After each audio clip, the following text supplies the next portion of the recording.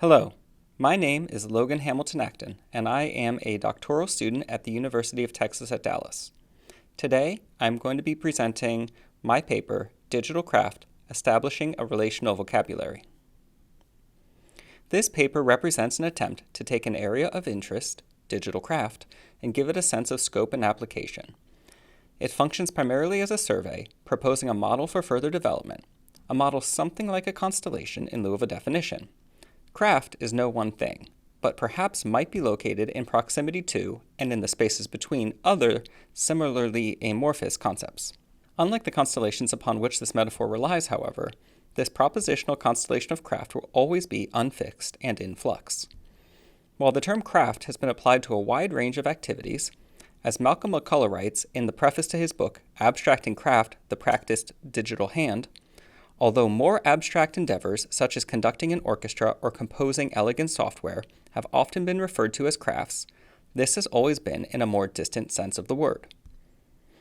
In this paper, I am concerned with whether digital craft falls within this more distant sense of the word, or whether it could be more usefully thought through in closer proximity. Importantly for the focus of this paper, I was not trained through a traditional, formal craft program, and my own studio practice is widely transmedia.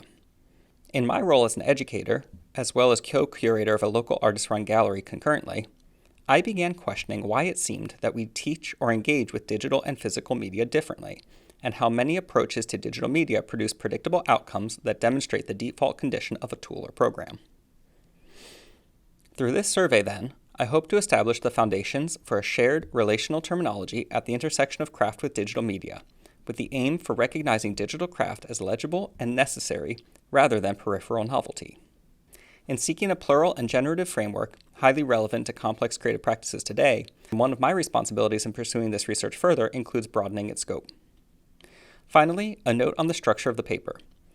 The body of content that follows includes 9 sections, each identified by a key concept connected with craft. I approached each section by asking what we can learn by considering craft in relation to the term in hand. Some terms, such as art or material, have been selected for their complicated histories in which craft has been seen reductively, either as a contested counterpoint or else as narrowly limited. Other terms, such as skill and quality, have been chosen as terms sometimes used synonymously, particularly within the studio walls of higher education. Finally, some have been chosen because they clearly have a connection with craft, though this connection may not itself be as clear as first appearances suggest. In this regard, we may consider ideas such as experimentation, time, and care. Premised on the notion that ideas are better understood in context than by recourse to abstract ideals alone, this survey takes seriously the social lives of things and seeks a foundation upon which to build further. What can we learn by considering craft in relation to art? In his influential book, Thinking Through Craft, Glenn Adamson usefully organizes his analysis according to a 4-part system: supplemental, material, skilled, and pastoral, making explicit his position that craft is not a defined practice, but a way of thinking through practices of all kinds, and there's no reason that any one medium or genre of production should be more conducive to this way of thinking than another. In 2017's The Shape of Craft, Ezra Shales considers the relationship between craft and contemporary art through 3 specific points of contact: the computer, painting, and photography, arguing, if the computer is the latest tool in our bucket of instruments, to its detriment, craft is conceived in comparison as filling the role of an obsolete technique, as if obsolescence were a natural tendency and did not emerge from commercial pressures. In fact, the computerized car still needs trued wheels, and the modern type designer still needs to understand how much ink will bleed within and from letter forms. These are skills of craft. Both Adamson and Shales understand craft as partially determined by its, to use Adamson's term, supplemental position in relation to art, and both articulate this frame as a productive rather than detrimental way of seeing. By acknowledging and naming distinctions between the two terms, instead of attempting to minimize differences or draw equivalencies, we can better interpret the particular investments made through craft and art practices, as well as those rich areas of overlap.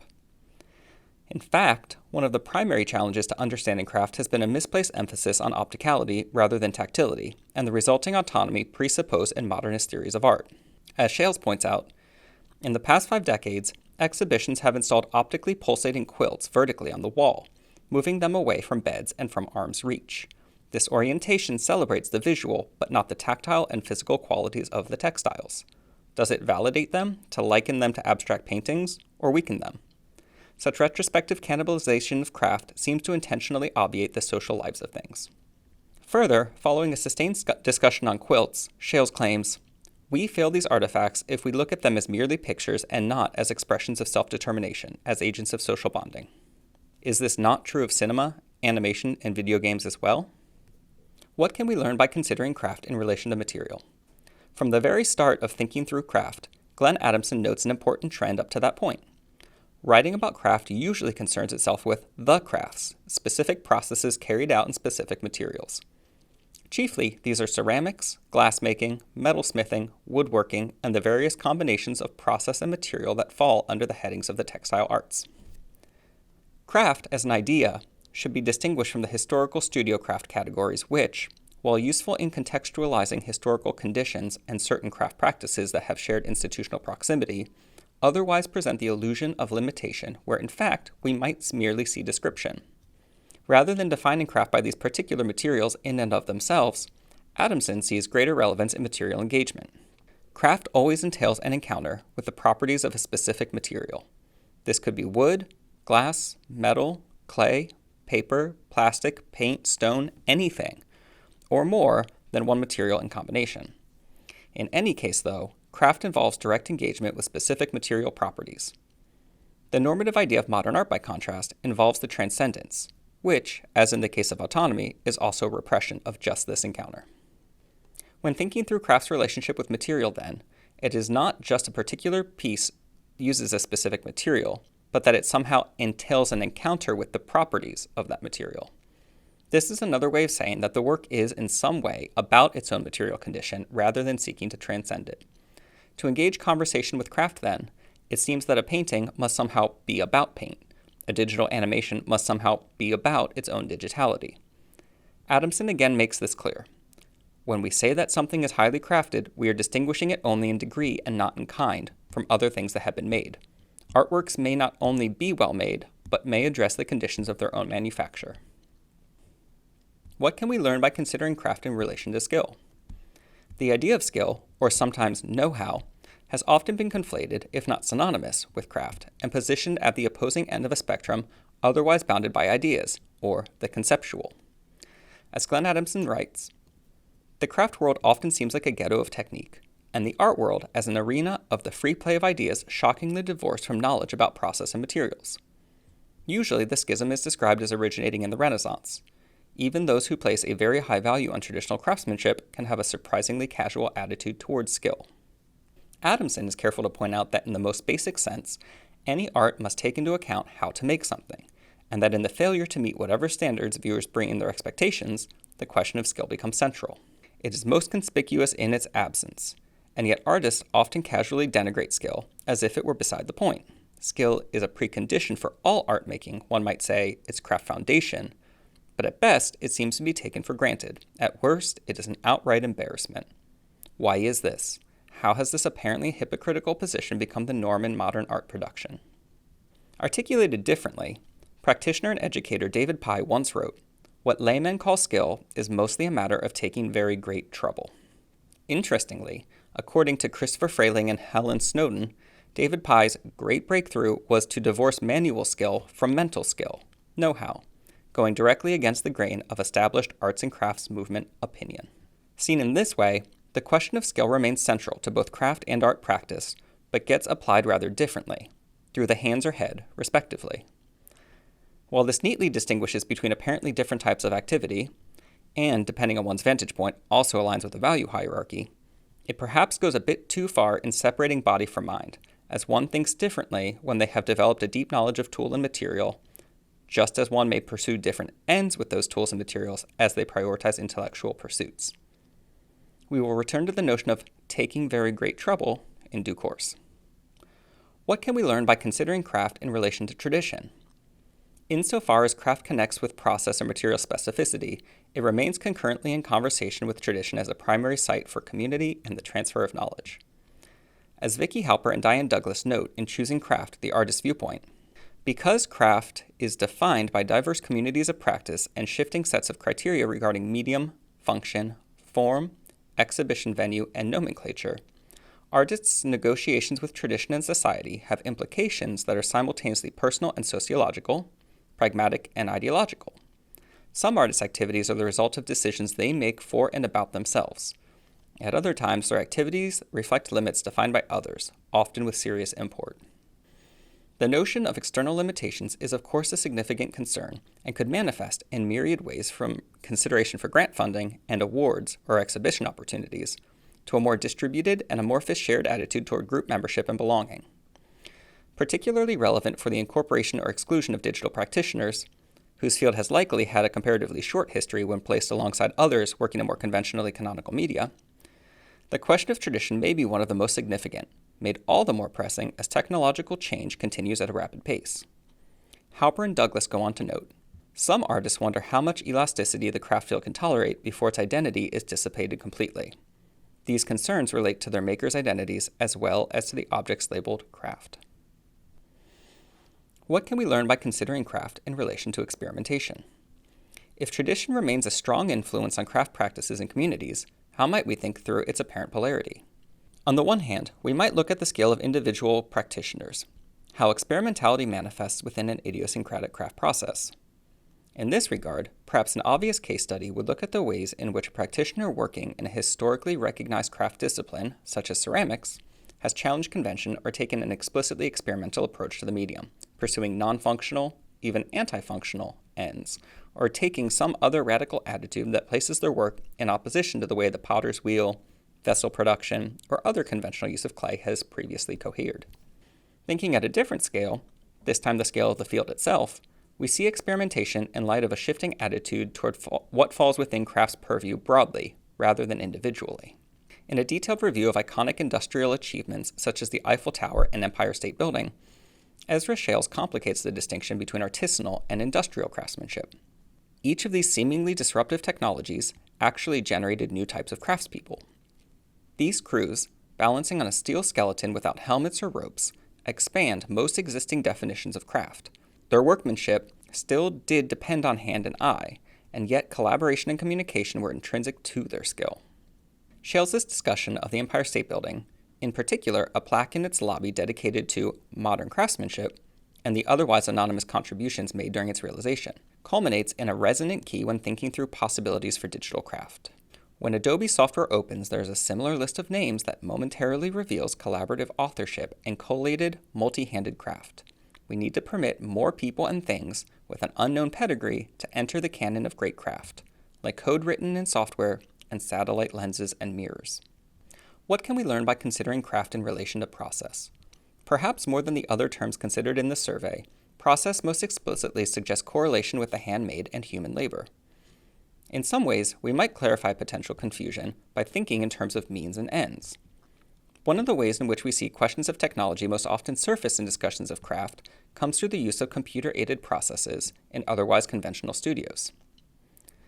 When questioned in 1988 about his use of computer-aided design, computer-aided manufacture, or CAD/CAM technologies in metalsmithing, for instance, Stanley Lexon responded, "I'm looking for methods of utilizing the computer to minimize the amount of handwork necessary to create objects. It will not be very long before I will be able to show metalsmithing applications and therefore raise philosophical questions about the technical aspects, such as, are we engaged in a handwork activity, or is the resultant object and communicative values more important? The use of CAD/CAM points the way to a different future." When his interviewer, Michael Dunas, questioned further, "Your position sounds more like a polemic than a case for practical innovation," Lexon confirmed, "I think it is." In this exchange, I believe Lexon expresses clearly a point of view found amongst like-minded practitioners working within a recognizable craft tradition and interested in incorporating technological or machine-based processes. Similar to the ways in which Wendell Castle brought such uses of the computer to his work with wood, this attitude embraces technology as a means for craft, not an end within itself. The output retains its material identity and seems to preserve critical mileage from the technology used, marking only one step among many otherwise dominated by the presence of the hand. Interestingly, Lexon disagreed, continuing, "Nowhere is the mark of the hand seen as crucial to the definition of metalsmithing. The importance of an object is not in how well crafted it is, but in how communicative it is of the human condition. This understanding of how craft and digital fabrication may encounter one another takes myriad forms in Lucy Johnston's 2015 book-length survey, Digital Handmade: Craftsmanship and the New Industrial Revolution, in which Johnston brings together the diverse work of 80 makers, whose common point of connection is at exactly this intersection. Through combining the precision and flexibility of the tools of digital fabrication with the visual quality and tactility brought by the traditional tools of craftsmanship, the modern artisan is empowered to take the best of both worlds and create a new one. As a defining condition within this growing movement, the resulting tactility, the very objectness of the outcome, remains fully legible within the history of craft, even if the process incorporates newer technologies. Perhaps the inevitable question arises then, as to whether we might consider a fully digital output as valid, without the translation into physical, three-dimensional form. Is the 3D rendering or its animation any less crafted? What can we learn by considering craft in relation to quality? Within the space of the Foundation Studio at the Kansas City Art Institute during the time I taught there, which is to say, the space of first-year art students not yet matriculated into the specifics of a chosen medium or department, the word craft was often used in the context of critique when materials had been handled notably well or conspicuously poorly. In such settings, a student might acknowledge the impressive craft of the object, referencing the skillful manipulation of matter into a final work of art, or else advise the student artist to watch your craft, suggesting that the outcome somehow appeared loose, sloppy, or otherwise noteworthy in being less than convincing.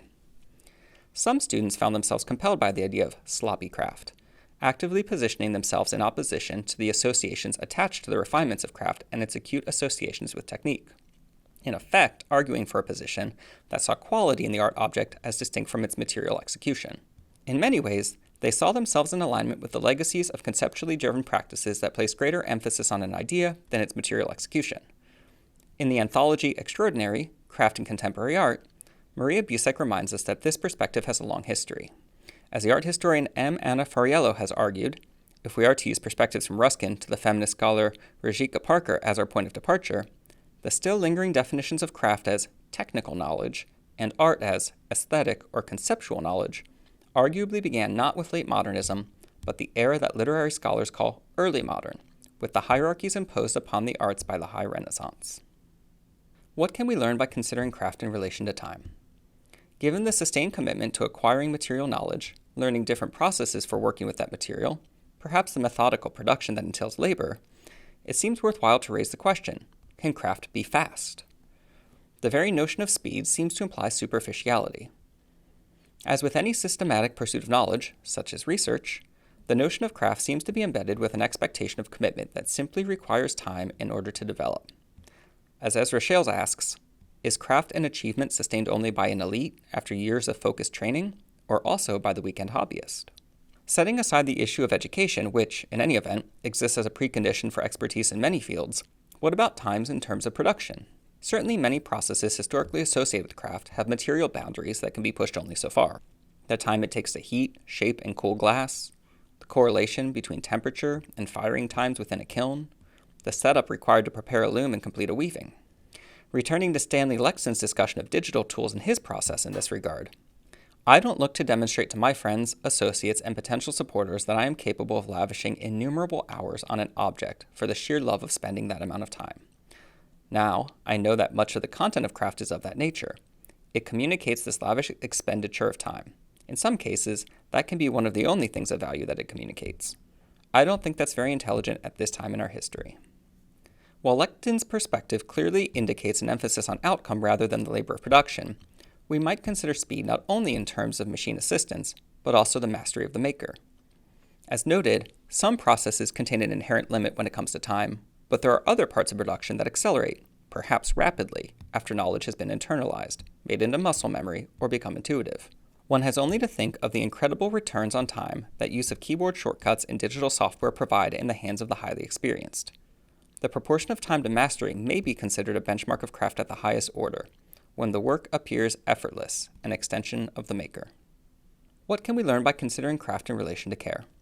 Here, I'd like to return to David Pye's claim introduced earlier in the paper. What laymen call skill is mostly a matter of taking very great trouble. While we formerly framed this through a discussion about skill, Here it is useful to focus on Pye's implication of care, of investment demonstrated by attending to the details. While many of the other terms positioned alongside craft in the survey exist somewhat outside of the maker, care cannot be separated from subjectivity in this way, communicating as it does a sense of commitment and feeling. The language of care and affect seem natural to craft, connected within this constellation of tradition, time, and community. As Ezra Shales points out about the legacies of modern art, on the other hand, empathy and affection, both of these oppose the strategies championed by the so-called avant-garde. The notion of a leading cultural edge has been accepted as a modernist inheritance, and is a military term suggesting continual antagonism as a cultural metaphor, but ought to be seen as an intellectual yoke unsuited to craft. While the notion of an avant-garde has shifted in contemporary art worlds responsive to the globalism and plurality of a changing world, the sustained associations weaving through our discussion in terms of craft's greater identification with the body than the brain, a more pervasive sense of touch than logic, supports the idea that we understand the time and body knowledge embodied in craft objects and correlate this with our own experiences that require such investment. In conclusion, what is at stake in the intersection of craft theory with digital media, and how might a relational understanding of craft benefit practitioners and theorists alike? It is not my intention to reframe all digital media as works of craft, or even to suggest that anyone who works with digital tools sees themselves as artisans in this way. However, I believe that thinking with craft in relation to many digital processes, especially as these are taken up in art practices, could positively shape how we engage with the diverse software, platforms, and processes that fall under the broad categorization of digital media. In potential future directions for research, I intend to examine more closely fields that have largely transitioned from a highly physical, material practice to one that is primarily digital, such as photography or type design. While there are certainly photographers who employ darkroom processes in traditional film, perhaps fewer type designers punch cutting or casting hot metal, the fields themselves mark this shift. In the case of typography, where many early printers and punch cutters emerged from goldsmithing and were, therefore, recognizably engaged in a craft, type foundries today are far more likely to be concerned with vectors and Bezier curves. I believe a study of such a field could be instructive for thinking with craft in the pursuit of digital output, not just as a replacement for hand labor in otherwise conventional craft materials. Does a foundational survey such as this cohere into a useful framework for considering craft in the 21st century?